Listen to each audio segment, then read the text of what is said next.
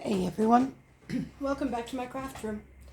I'm sorry I've been away so long. It's been a really crazy several months. Um, but today is my birthday and I have set up 3 projects and I'm hoping to do 3 videos to myself as a birthday present. Um, Starting with the lowest stress, I am doing the next pages of my grandchildren's family tree. These are my husband's grandparents.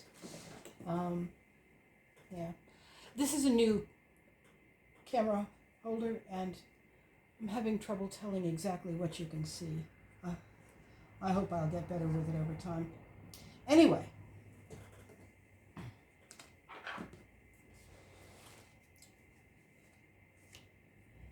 this is Rodney's maternal grandparents, Osla Buggejager, who was born in Bergen, Norway.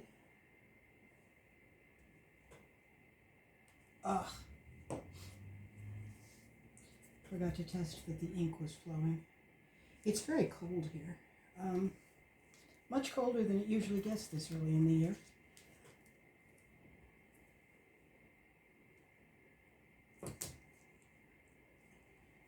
Anyway, I suppose I last talked to you in April, just before my son's ex moved out. In March, we had a birthday present a birthday gathering for my beloved sister-in-law, who had just been given a diagnosis of incurable cancer.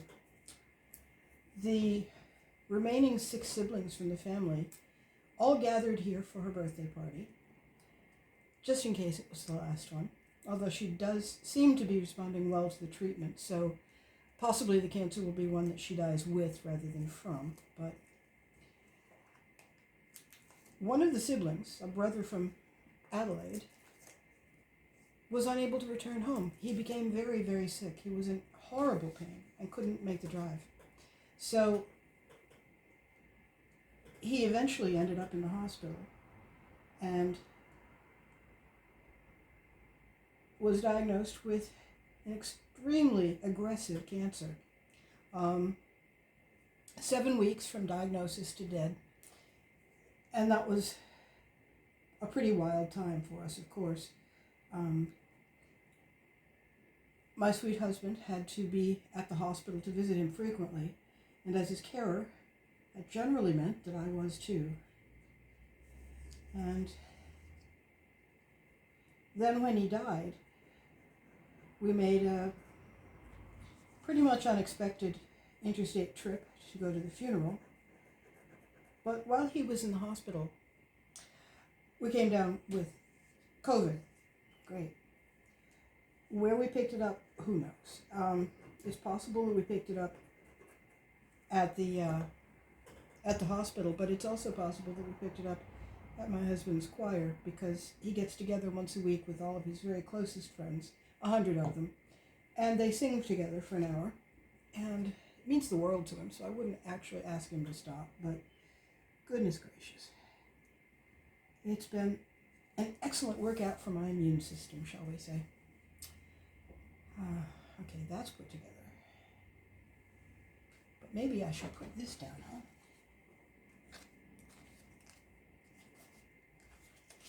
So then on the trip to the funeral, we picked up a case of influenza A.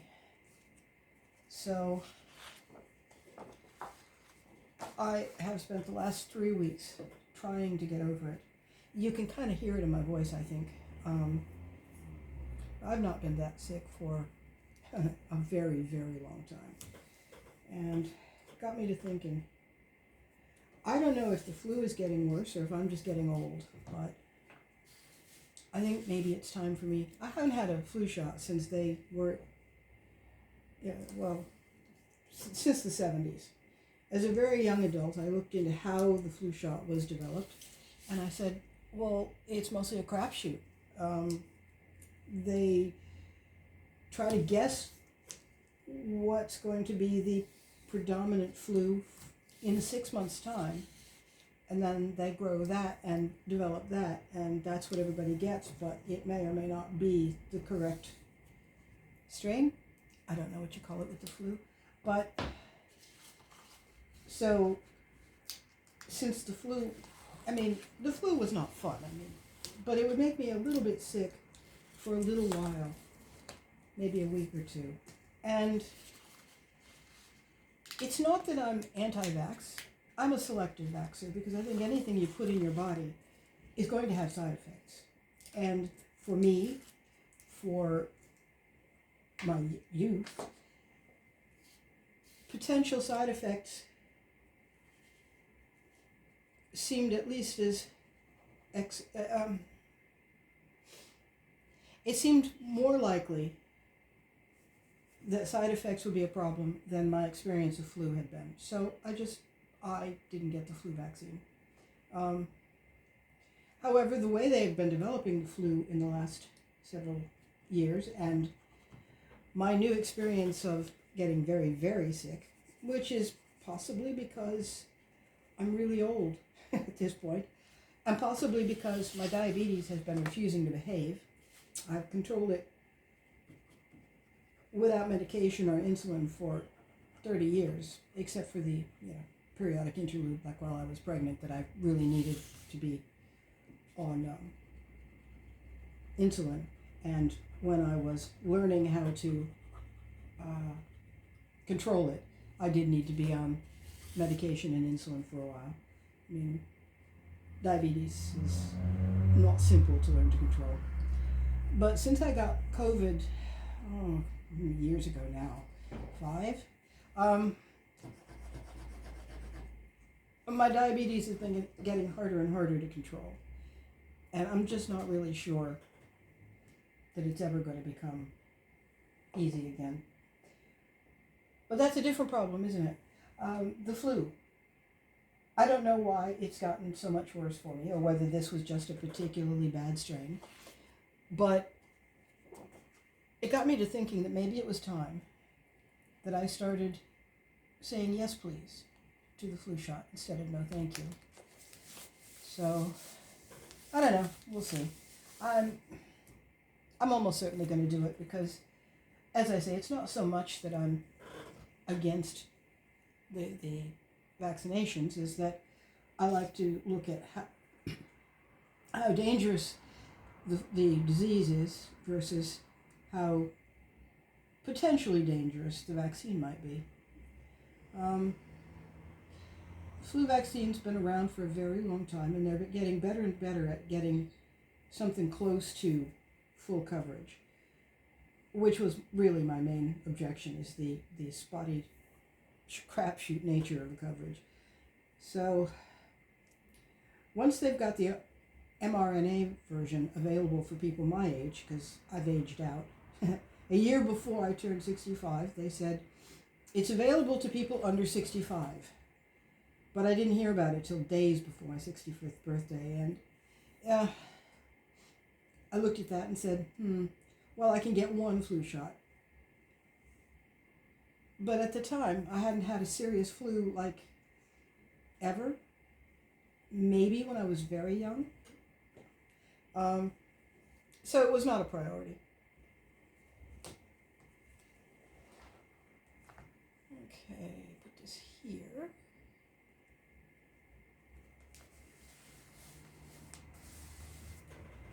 Now, put the picture there. Hope that the ink is dry. I used a fountain pen because I like to use a fountain pen, but it does sometimes cause smeary ink if you don't wait for it to dry long enough.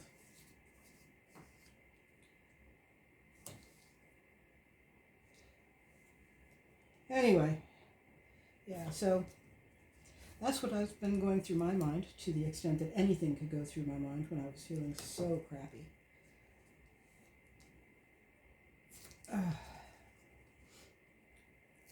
Let's see. Anyway,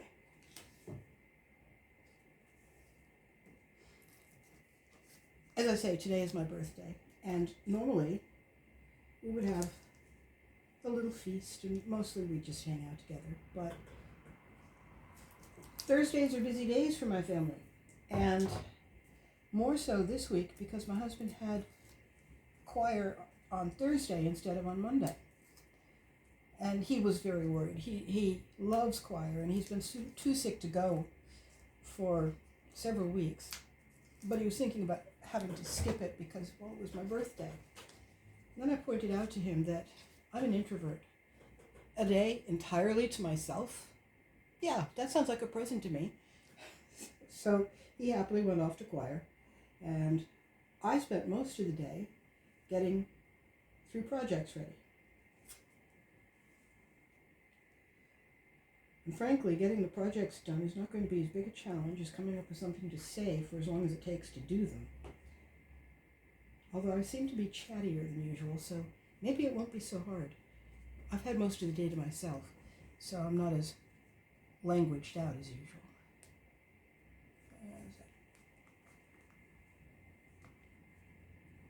There.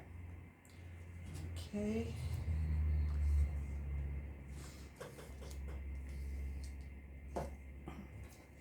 I don't trust the tape to stick for as long as I hope that this book will be of value to somebody. So I also use glue. But it does get the pictures and stuff not to move so much while the glue dries.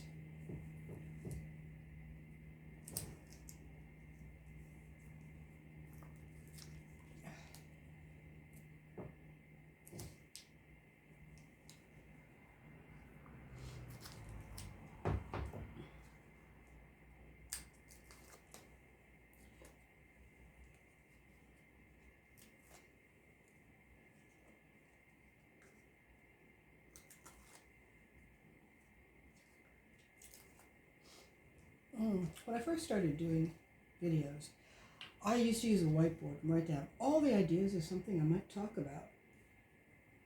Because, of course, once I start talking, my brain stops working.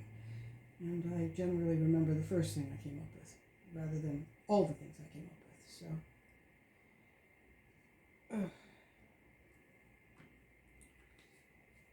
forgot to do that this time. But the table is so full of projects that I'm not sure where I'd have put it if I had done it. So,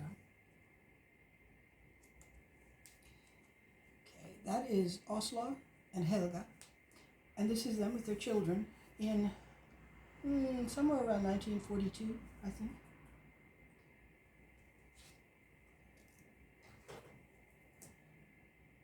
I believe it was just before my in-laws got married.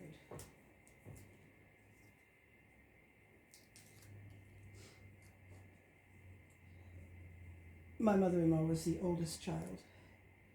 Her mother was pregnant with her on the ocean voyage from Scandinavia to Australia. I sometimes think about how, hopefully her pregnancies were easier than mine, because I had really, really bad morning sickness, and I cannot imagine spending weeks and months on a ship in early pregnancy. But Banka was born about 7 months after they arrived.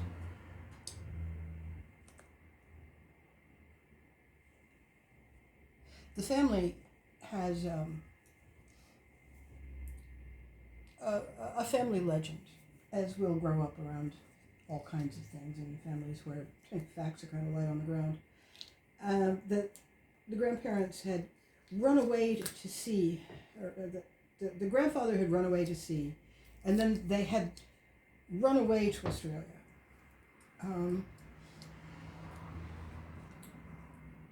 What I discovered in the records is that they were married and living in Stockholm for about a year before they left. That wasn't terribly popular with the families. So, yeah, I think I've told you before about how tricky it is to do genealogy for a family that has very little interest in genealogy per se, but lots of interest in family history, family stories.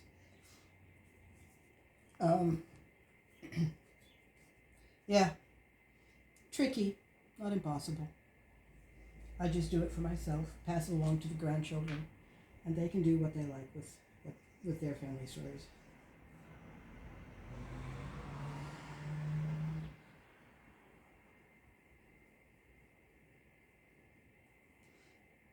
I was thinking a little bit.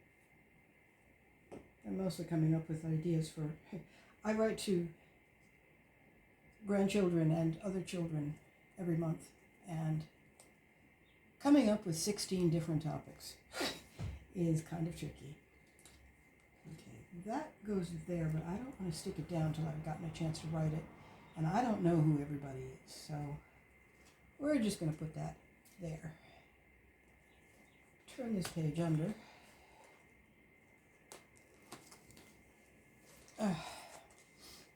Note to self, I need more glassine envelopes because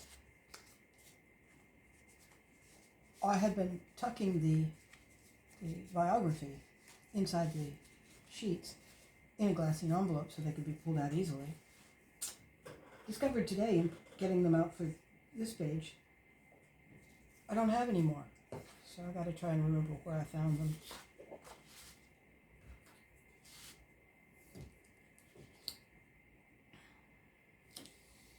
Anyway, I was thinking about topics for grandchildren letters and decided that it was not actually a topic that was suitable for an 8-year-old, so it won't go into her letter. But the interesting balance between truth and reality and kindness is something that occurs to me every so often because I'm a strong believer in truth and facts. But I'm also a strong believer in kindness. And I firmly believe that while facts are preferable in most cases, I think some facts are just not kind. So unless they're necessary, I just as soon not see them used for cruelty, which I have often seen. I was always the new kid, always the fat kid, always the autistic weird girl. Because my father was in the military and we got stationed somewhere new at least once a year. Yeah. Yes, I was homely. Had weird teeth, weird manners. Yep. True. Not kind. Just ignore me, why can't you?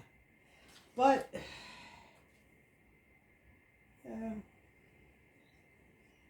I don't know. It's an important topic. I'm not sure what there is to say beyond saying sometimes the truth is neither necessary nor kind, and you should keep it to yourself at that point.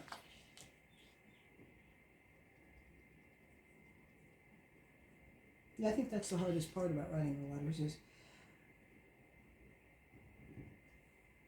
I can use the same topic for children who don't know each other and will never compare notes, but I have some families who live together and I don't know that they don't share the letters. Yeah, so I don't want to send the same letter to everybody. And coming up with 16 topics, that's the hardest part.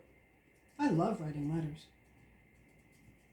I didn't realize when I started this project how tricky that part was going to be, though. And I think my glue bottle probably needs cleaning. It's not coming out like it used to.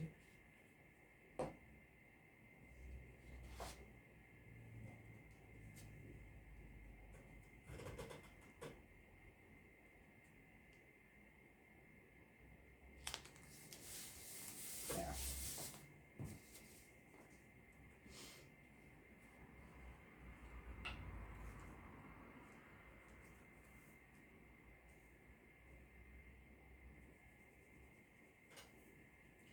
For me, this book is more about the pictures and the biographies than it is about the decor.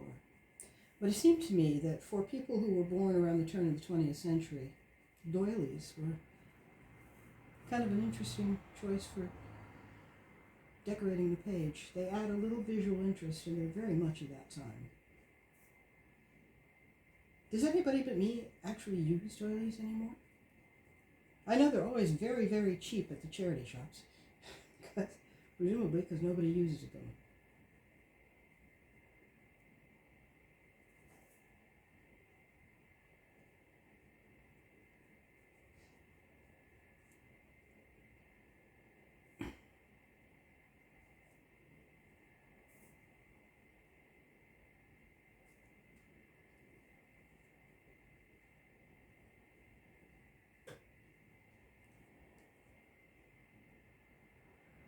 Ah, there's the glop. Maybe we'll get a better feed now. Yeah, that's better.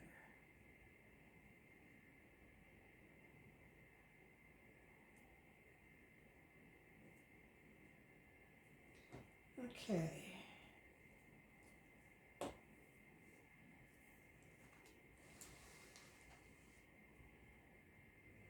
I can't quite see what you're seeing, so I don't know if this is going to work. So I'm going to have to upload it. Ah, yuck. I'm going to have to upload it and have a look before I try to do the next ones.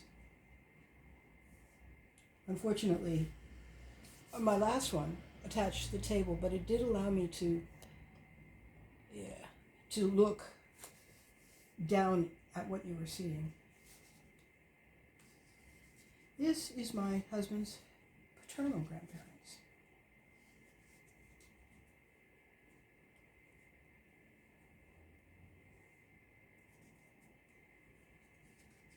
Pictures of them as youngsters and pictures of them later.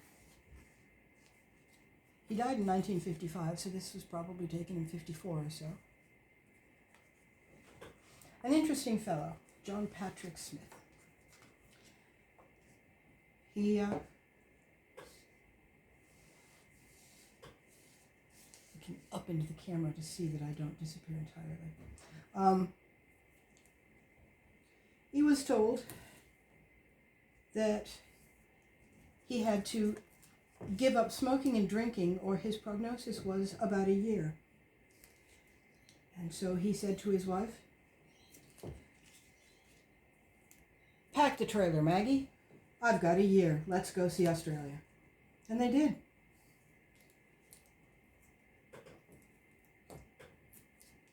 He was a police officer in the town where we live, actually.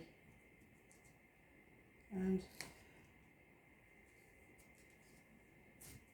I wish I knew more about him. The stories are, well, I've heard them all, I suppose. But I have a very poor memory, so unless I've heard it over and over, I don't remember it. Which is why I'm trying to have my husband write the biographies as far as he can.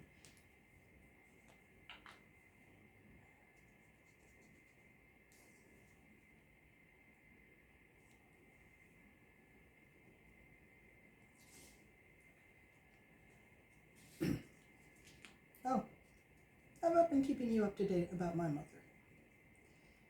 My mother has dementia, and midway through last month, I got some very sad and scary news that she had suddenly started deteriorating greatly, and the family was worried that she had entered a final stage of her dementia journey. But then a few weeks later, I got note that she was in the hospital and had had a brain bleed. She had 2 surgeries in 2 days to clean up the brain bleed and do some repairs. And then now they're telling me that between her cognitive exercises and her physio, it looks as though she might maybe be able to make it back to where she had been before the brain bleeds. There may not have been a deterioration of the dementia after all. So that's positive news, I think. Although my brother and his wife are completely exhausted from 24-hour care. They finally had to hire somebody to allow them to sleep at night because Mom was doing things like getting up and getting dressed at 3 in the morning and trying to go about her day. And yeah, that's not safe. So they weren't getting any sleep. They're still working to try to support her. I wish I was in a position to help with that. Unfortunately, I'm just not.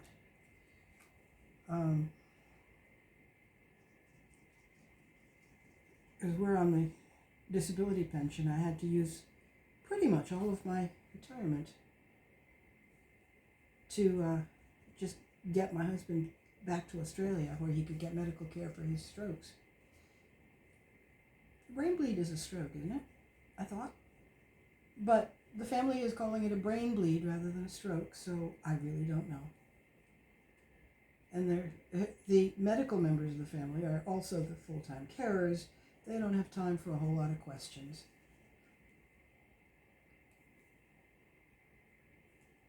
And the way my mind works is a bit different to the way the rest of the families works. And I suppose I could ask questions of the rest of the family. I'm sure they'd be more than willing to answer my questions. But I don't know. Feels like I would be more annoying than likely to get an answer that satisfied me. So I just don't.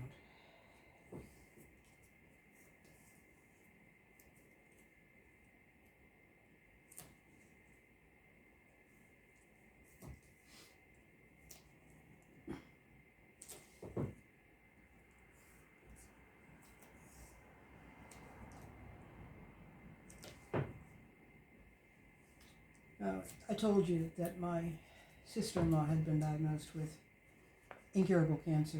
This is the same sister-in-law that I spent nearly 10 years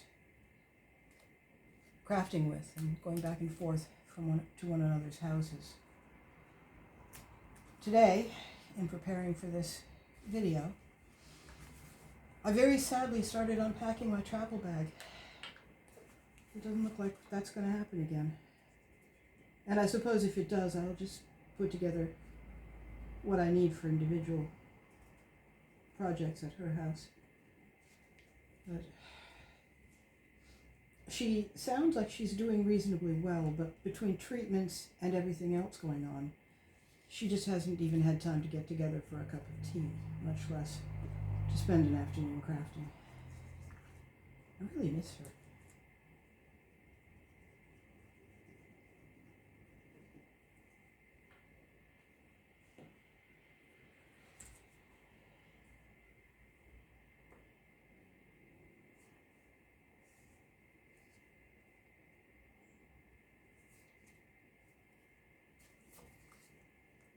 Ugh.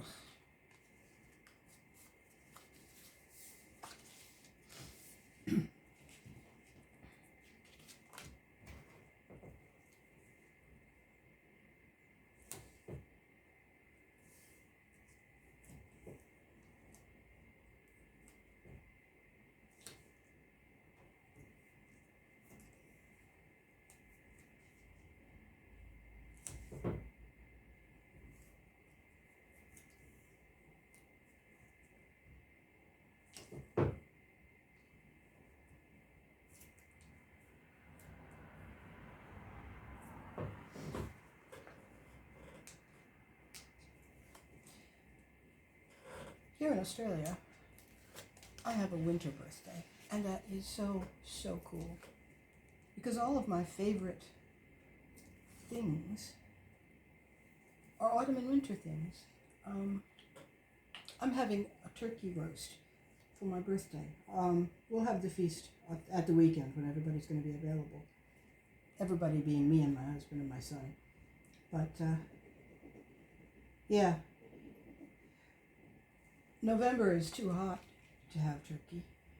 And it's not always easy to get turkey here, although it's getting easier.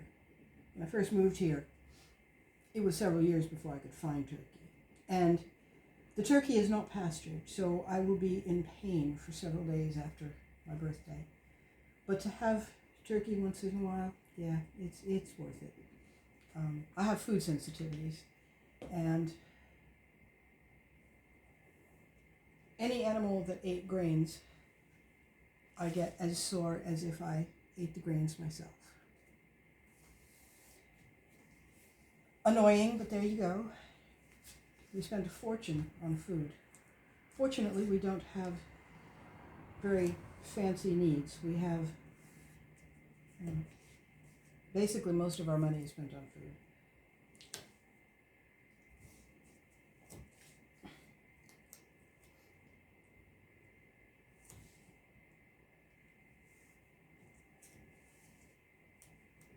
Because when you can't fill it out with grains, food is expensive. You've noticed, have you?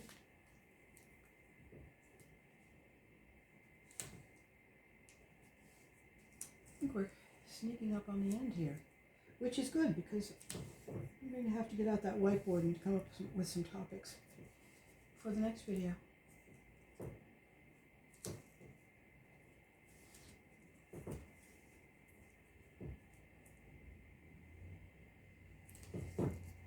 All talked out.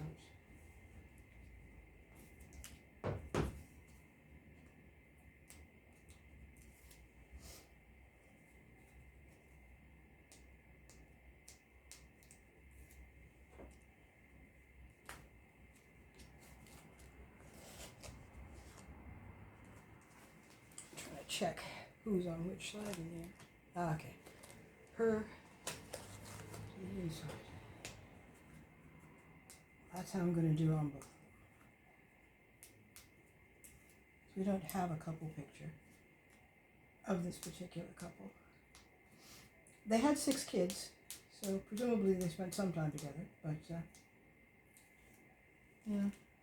don't get the idea that, at least towards the end, they were terribly close. It caused quite a rift in the family when she married within a year or so of his dying. But she was young. She was in her 50s. Asking her to be alone after that, especially if it hadn't been a terribly happy relationship. Yeah. Well, caused a rift in the family nonetheless, and apparently it carries on not only through their children, but through their grandchildren to some degree, and that surprises me. I mean, can't you just be happy for people? Why should marriage be literally a life sentence regardless of how happy you were or not? Margaret Ann Bell, born 1901, in Beaufort, Victoria.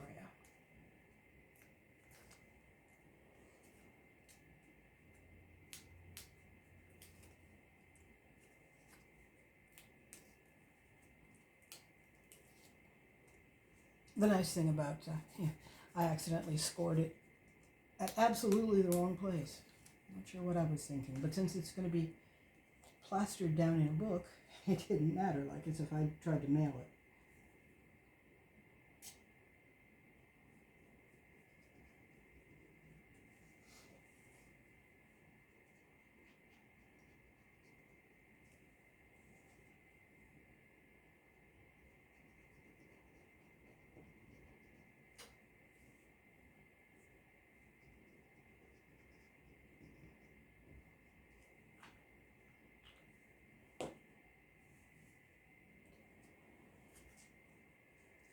John Patrick Smith, born 1897, I think.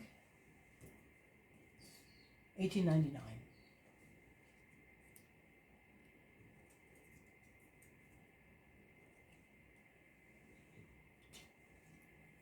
Hope I left room for that. I did, just.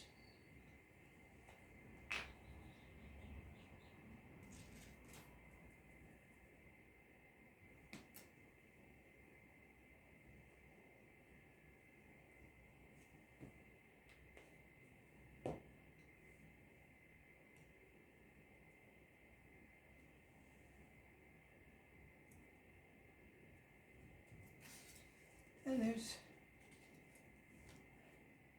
Maggie with her 6 children, presumably sometime after he died in 1955. I think I'm going to have those hanging off because I didn't leave enough room.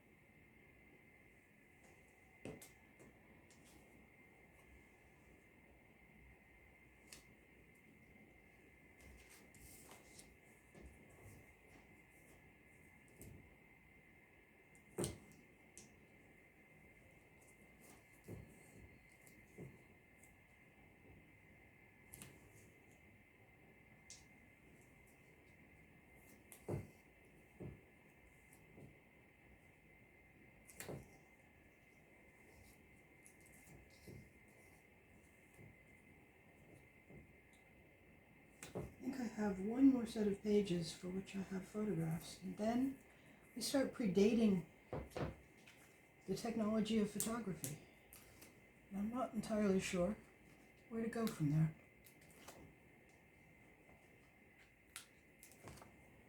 Perhaps put the biographies in panels instead of the photographs,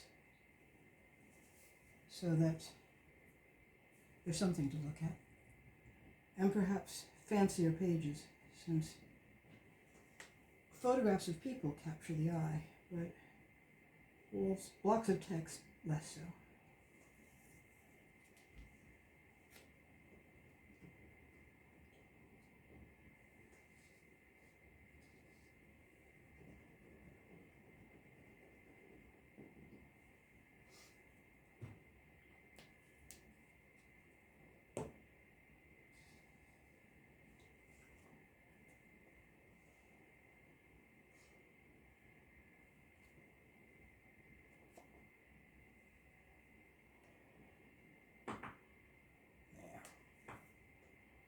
Okay, if it hangs over the picture, because it doesn't obscure anybody. And when my husband can tell me which of his aunts and uncles are which, I can finish that. So, there we go. Page done. Thank you for joining me. I hope you've stuck it out and not been bored to tears. And I will go and clean up this mess and go on to the next project on video.